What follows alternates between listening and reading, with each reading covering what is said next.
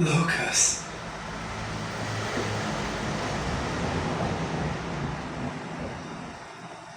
Hilak si Lucas oh. Nakapula si Lucas. Ikaw nga ba talaga si... Lucas!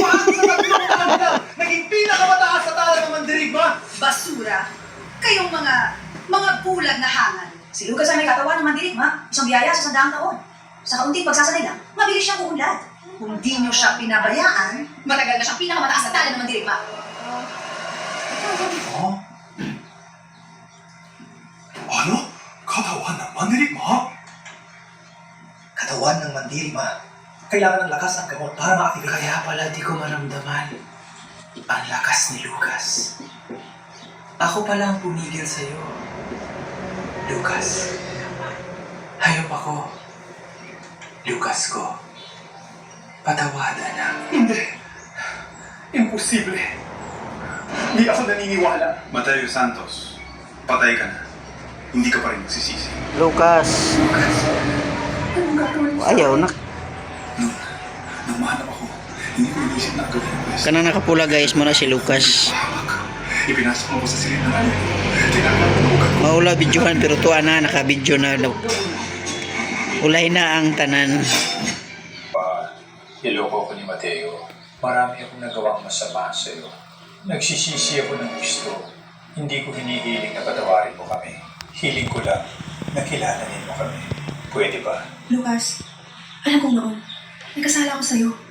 Hiling ko lang, bigyan mo ako ng pagkakataong bumawi. Nagsalipod man sa mata si Lucas guys kay nang hilak man na. Tulo ang sipon ba? Tulog yung sipon na ni Lucas. Pero ano nangyari? Muna si Ate Francis. Hello guys, good morning. Ipapakita ko sa inyo yung aking mga alagang manok. Ayan. Yan po guys. Dito ako sa likuran ng aming bahay. Inilagay ko na sa kulungan guys yung aking mga alaga. Kasi sinisira nila yung mga pananim ko dyan eh. Yung mga tanim ko kinakain niya. Yung mga luya na tinatanim ko. Ayan. At ito naman yung sa isang kwarto. Ayan. Yan naman oh. Yung pula guys, yan po ay Rhode Island. Tapos yung may maliliit dyan na puti, yan, babae yan. Yan po ay Chinese chicken. Yung balahibo niya hanggang sa paa umabot yung balahibo niya. Sobrang puti niyan guys pag mapaliguan. At ito naman yung mga maliliit, yung tatlo. Ayan. Ayan. At dito tayo may sisiw ako dito na siyam. Ito yung dirty kitchen ko guys na hindi pa natapos no. Yung mga aso dyan. Tapos yun no. Ayan. Mga sisiw po yan. Ayan mga sisiw. Maliliit na mga chicken na yan. Mga cute. Ang kanilang ina ay misti sa Rhode Island yan. Yan. Siyam yan lahat na sisiw guys. Pag medyo malaki na yan, ilagay ko yan sa loob ng kulungan. Ito naman si Lucas guys. Ayan o. Ayan. Ayan. Okay. At ito po yung puno ng mangga guys. Napakaliit po na ang puno na to. Nagbubunga na. Yan po ang bunga niya oh. Yan. Noong nakaraang taon guys, madaming bunga ito. Hanggang sa puno niya may bunga kasi nilagyan ko ng pampabunga. Yan naman yung mga dragon fruits. Ayun, may dragon fruits din sa unahan. Malinis na malinis to dito sa likod guys kasi nisprehan ko ng pangpapatay ng sagbot no. Yung damo. Damo sa Tagalog, sa Bisaya sagbot.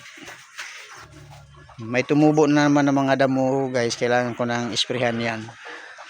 At ito po yung mga pinya ko dito guys, at 2 beses na ako nakaharvest dito ng pinya. Pakita ko sa inyo yung bunga, no. Ito malapit na itong ma-harvest guys. Yan, malapit na ma-harvest yan. At ito naman yung pangalawa, kung may mga maliliit dito, yan na po ang mga maliliit. At may lemon din ako dito guys. Ayan po, mga malalaking lemon yan. At dito naman sa kabila guys, may pinya din dito na nagbubunga na din. At ito yung limonsito guys. Ayan, nagbubunga na din yung mga limonsito na yan. May bunga na yan. At dito naman yung durian na puyat. Ayan. Galing po ito sa Davao guys, na binili ko. Sa ngayon po ay 2 taon na yan, oh. Malaki na. At ito naman yung mga bagong tanim kong pinya na maliliit. Tapos ito naman yung nagbubunga na. Doon sa dulo may nagbubunga na din na pinya. At ito yung bagong hinarbisan ko guys. Yan. At ito naman yung malalaki, no. Pagkalaki to guys, no. Malalaki pa yan kasi hilaw pa, oh. At doon tayo guys. At saka yung puno na yan, 2 puno yan, mga native durian yan mga idol. Yan. At ito namang lansones, nilagyan ko ng pampabunga, ay may mga maliliit na po na lumabas mga idol, no.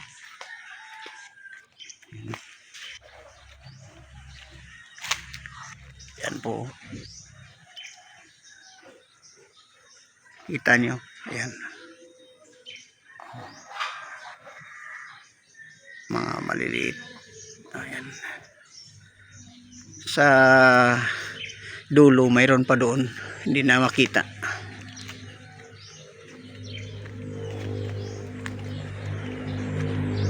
At yan po mga idol. Oh.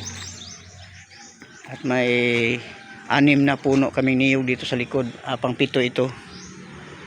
Oh, yung mga maliliit na puno ng niyog, mga bagong tanim ko yan. At yun na po na ang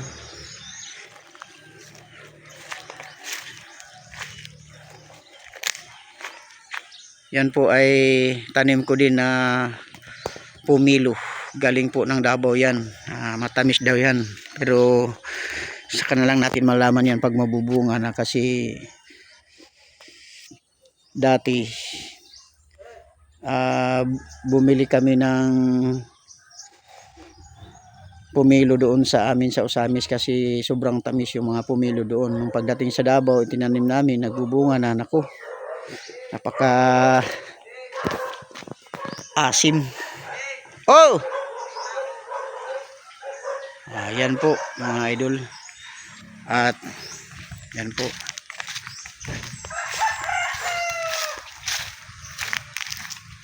At hanggang dito na lang po sa inyo. Maraming salamat sa inyong panonood. Bye bye po. Hanggang sa muli.